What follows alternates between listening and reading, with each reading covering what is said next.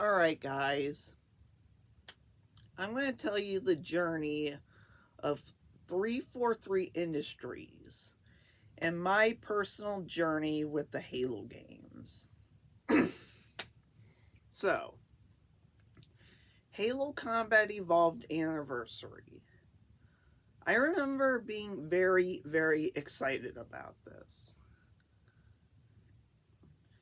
And I didn't know that there was going to be another company developing Halo. I saw the trailer of Halo Combat Evolved Anniversary. Then I played it. I remember when I played the campaign of Halo Combat Evolved Anniversary, the graphics look really nice, but the way they changed Halo Combat Evolved on a fundamental level was not good. Yes, I praise Halo Combat Evolved Anniversary, but also part of me really dislike it because it basically ruined the aesthetic when it came to Halo Combat Evolved. The multiplayer was really good. It was Halo Reach multiplayer, obviously not classic, but I enjoyed that aspect. But there was a lot of things that the anniversary just ruined, that the classic graphics that is a staple to the Halo franchise. Halo 4. I remember that I watched the trailer of Halo 4, and I was very excited, but also kind of wondering which direction that 343 Industries was going to go in. I saw the Halo 4 demo when it came to the reveal of the Prometheans and the comeback of the Covenant. And obviously, this was a different kind of Covenant. Of course, I didn't know at the time, but this was definitely a splinter group when it came to the Covenant. I was really hyped for Halo 4 after seeing the trailer and demo. And boy, when I actually played through the campaign, it was the best campaign ever. And I know there's some division when it comes to the Didact. When I first played Halo 4, I enjoyed the story, but I was very confused. I was very confused of the whole storyline. But part of me always wondered what actually happened. And that's the part that I was missing when I played Halo 4. I love the story, but there's elements that I wasn't too sure about because I was kind of missing the puzzle pieces of the puzzle. Now, obviously, when I saw the librarian and watched that cutscene, it was so overwhelming that I was like completely confused. That's all I can describe it. The librarian cutscene was the most confusing thing I have ever seen in gaming history. But I love the game. I love the Prometheans. I love the Didact, but there's just some pieces missing. Then when I played it on the Master Chief Collection, I watched the terminals, and boy, I loved Halo 4's story and campaign so much. I loved Halo 4's campaign and story when it came to Cortana and the Master Chief being a machine just like the Didact. The Didact and Master Chief were intertwined with each other, and the Didact was way lost out of control of his sanity in a machine, while Master Chief was becoming a machine and trying to face the reality of emotion and the death of Cortana. And I remember when I actually watched the end cutscene of Cortana dying, it was the most emotional thing I have ever experienced. Like, it was so depressing. And it left an impact on my personal life. It was so emotional. It was the most emotional thing I have ever seen in gaming history. I don't think anything can match the death of Cortana in Halo 4 and how well done it was. And then I played Halo Spartan Ops. Halo 4 Spartan Ops. And I gotta say, I love Spartan Ops. I know it's divisive for some people, but it felt like a Halo 4 campaign, but with DLC and firefight. It was the best thing I've ever played. And one thing I love about Halo 4's campaign, it's so ambitious. It's the most ambitious thing I've ever seen, even more ambitious than Halo 3. I consider Halo 4 to be more ambitious like Halo 3, but expanding upon it, of its ambition. And it's a true sequel to Halo 3 in every way. Now, the multiplayer for Halo 4, I know is divisive for the fans, but honestly, I loved it. I thought it was the best Halo multiplayer.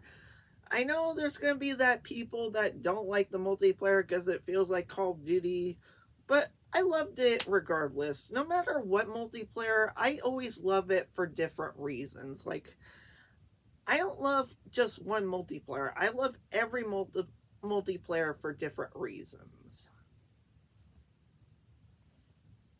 And then I saw the trailer of Halo 2014.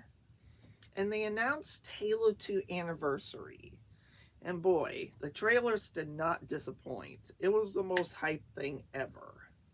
And obviously I found out that was the Master Chief Collection.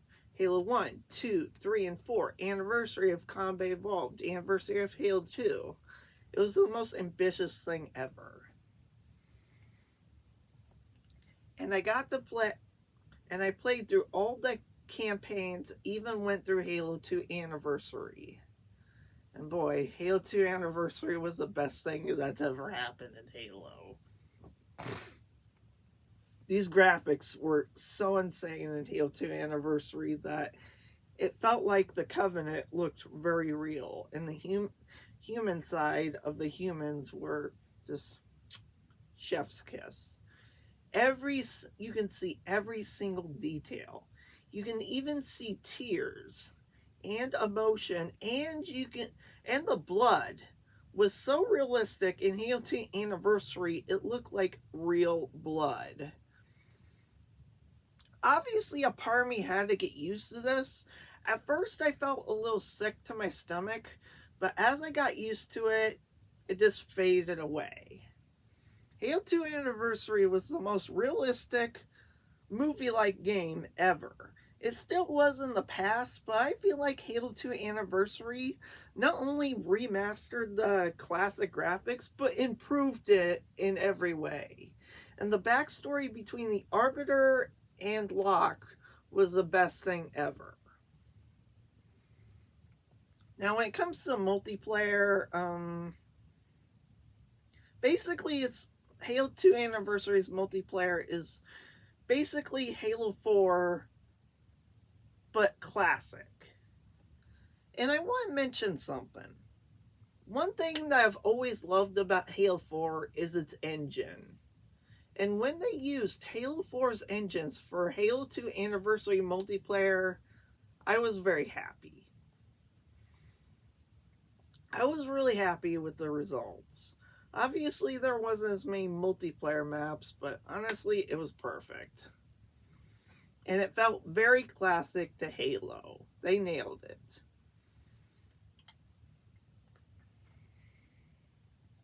Then Halo 5 got announced.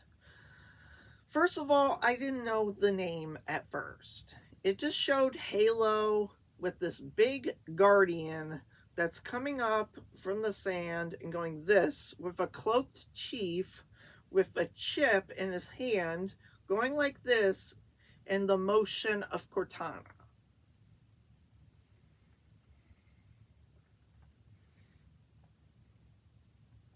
I was so hyped with the hype train of Halo 5. There was going to be Master Chief versus Agent Locke. And I remember this being the most hype thing ever.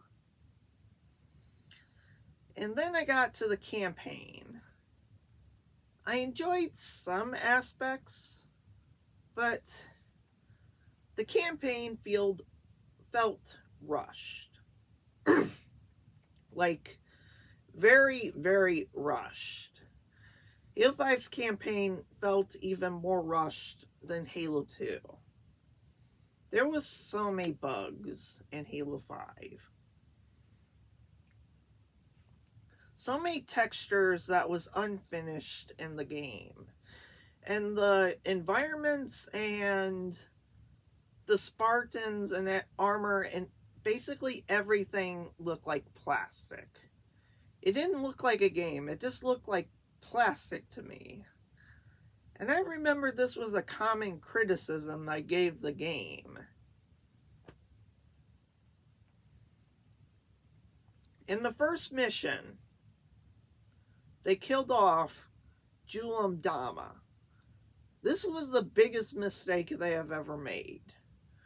At first, I played Halo 5, but didn't play the Spartan Ops until the Master Chief Collection, but dude, this was the worst decision that 343 ever made. I loved Julim Dama in Halo 4 Spartan Ops, and it was darn triggering when Agent Locke killed Julim Dama in a cutscene on the first mission. That was red flag number 1. Number 2, all of Halo 5's story was convoluted because you had to know so much outside material to understand the campaign story at all. And the Halo 5's story was just a mess. And the writing was just god-awful. I'm just going to say it right now. It was god-awful. And I remember playing as Locke. Basically, we were playing Blue Team and Osiris. And I remember when I finished the campaign, there was literally only 3 campaign missions that you could play as Master Chief. 12 of them was basically Agent Locke. And I remember being very pissed about this. This was the worst decision they have ever made. And there was much more than that. Most of its flaws showed in the campaign. There was so many bugs. And I remember when I played the campaign, I figured out that Cortana was evil. And then I was kind of in high school as I was playing this game, and I was in the 12th grade again when I was playing this. And I remember when I told Zach that I didn't want spoilers to Halo, and I said that Cortana was evil. Of course, he said that she wasn't evil, she was good. She was going to become good. And I had that set in stone in my mind. I played through the campaign, just hoping that there was some good in Cortana. And I even had the assault rifle used for the whole rest of the mission when I was playing as Blue Team and Master Chief. And boy, the betrayal really made an impact on my life negatively. I remember when I saw Cortana betray Master Chief, that I felt emotional in a very bad way. Not only did I find out that Cortana betrayed the Master Chief, but also 343 did a god awful job for the campaign. They totally ruined the campaign for me. And it was the worst experience ever. I remember when the AI was talking over each other, announcing their prayers to Cortana. I remember crying really, really badly. Not only because of Cortana's betrayal, but also the betrayal of 343 Industries. It truly felt like that they ruined the franchise at that point. And at the end, the Guardians shut down Earth and had the biggest cliffhanger of all time, which was the worst cliffhanger ever. Agent Locke and Master Chief went down in a Pelican, went down, and basically Dr. Halsey saw Master Chief and said, "It took you long enough." Then black screen. It was like, what the hell? I remember not liking this cliffhanger and ending. Halo 5 Guardians has the worst ending of any Halo game. And I would remember looking at as the credits rolled, it showed concept art that could have been in Halo 5, but wasn't. I'd say the only praise I'll give it is Sanghelios. That's the only praise I ever give this campaign. The multiplayer was really good. I will admit that. But Halo 5 suffered lack of content. And the writer that wrote Halo 5, there was so much backlash after the writer wrote Halo 5. I remember when I was in my high school years, they were begging to have fan service for Halo 5, and I feel like that has ruined the whole game, the whole campaign. The reason why Halo 5's campaign is so bad is because of fan feedback and the YouTubers. And I remember the classic Bungie players and the 343 players just arguing at each other, just like right at their throats. Like they were just fighting back and forth of what Halo should be. And it kind of made me go through the hellish time during high school. I remember even at one point that where Halo 5 was so bad that I was going to quit the franchise. I did. For a little bit, anyways. And the marketing of Halo 5 was a lie. That was the biggest criticism I have ever had in Halo 5. I remember praising the marketing, but after Halo 5's marketing, I think it's the worst marketing I have ever seen in gaming. Because I now know that it was a lie. Hunt the Truth and all that stuff I used to love, I hate it. I hate it to death. And I never want to go back and see that lie. And I remember when I got to the end of the campaign, I was crying. I was so upset with Cortana's betrayal and the direction that 343 Industries put Halo 5. I remember crying and calling my friend Connor that Cortana died. I was so upset that I had to spoil something to Connor. That's how upset I was. And I don't have very many fond memories of Halo 5. Not the campaign side. The multiplayer wise, yes, but the campaign just sucks. It's the worst.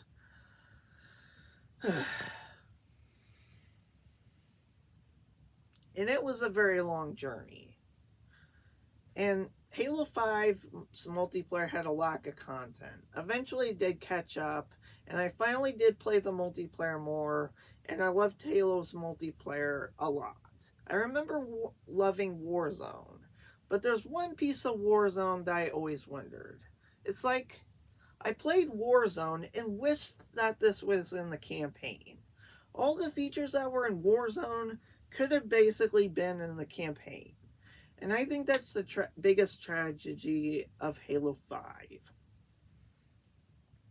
As the years gone on, I decided to speak out with my thoughts, tell in the comment section of multiple Halo YouTubers, and give my full, honest feedback when it comes to Halo 6. Now, I won't tell you all the details because basically my details when it came to Halo 6 was basically 2, 3, 4, even 5 years of feedback. But let's say the feedback that I gave them is that I wanted everything in every Halo game basically in one Halo game. Imagine everything with Halo Reach, ODST, 1, 2, 3, 4, 5, basically all the best elements in Halo, but in one Halo game. And that's how Halo Infinite was born.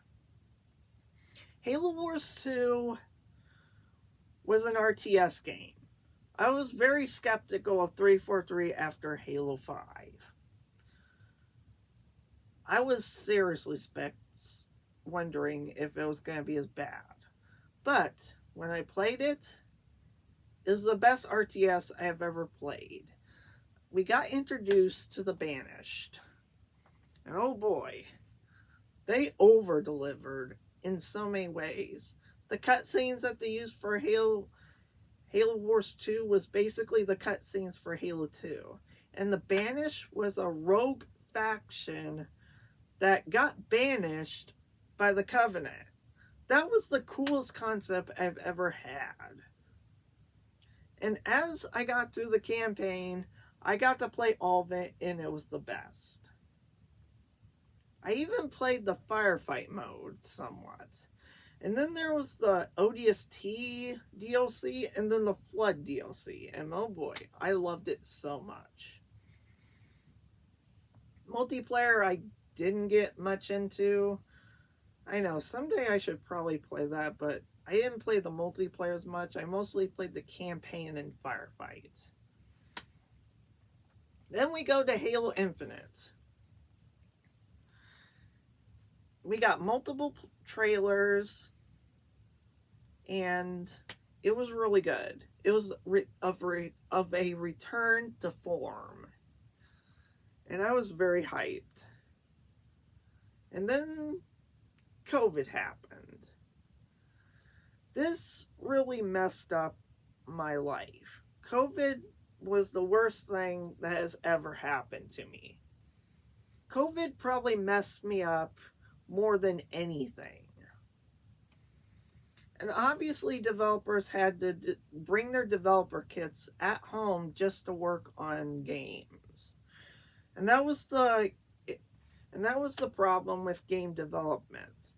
Halo Infinite was being developed at the same time while COVID was happening. Then we got the demo. It was really, really impressive, but there was some technical issues.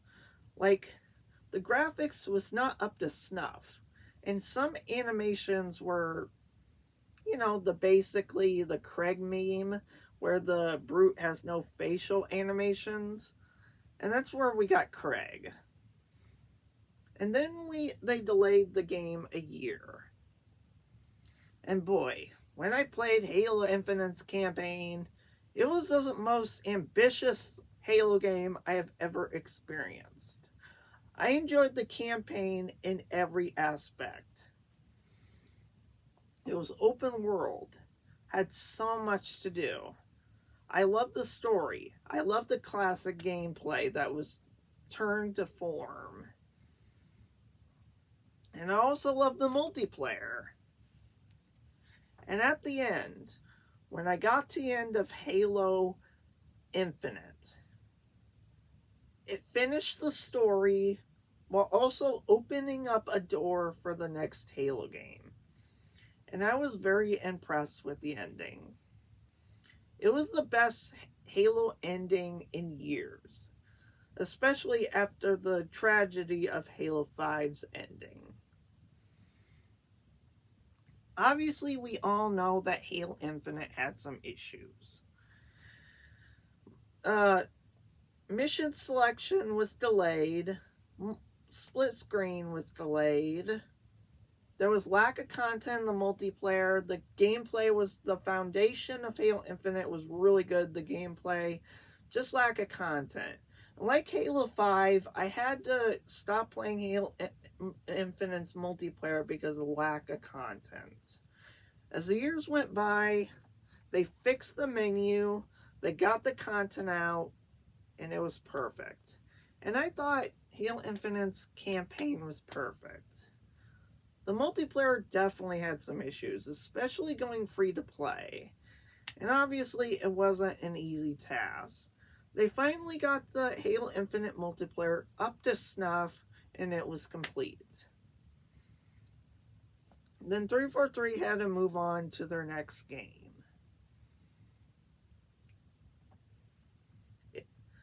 My feedback of Halo Infinite is what made Halo Infinite what it is today. And even though it went through the most health development is ever faced, my feedback was critical to get Halo back to its roots. If it wasn't for my feedback, Halo would have never reached the milestone that did today. And obviously, a lot of people got fired afterwards. There was a trend called Fire 343. Some employees got fired, leadership got fired, and leadership was the cause of Halo Infinite's disaster. So I'm glad that they got rid of leadership. And now we come to today, where 343 announced that they would be switching to Unreal Engine 5 and would be called Halo Studios.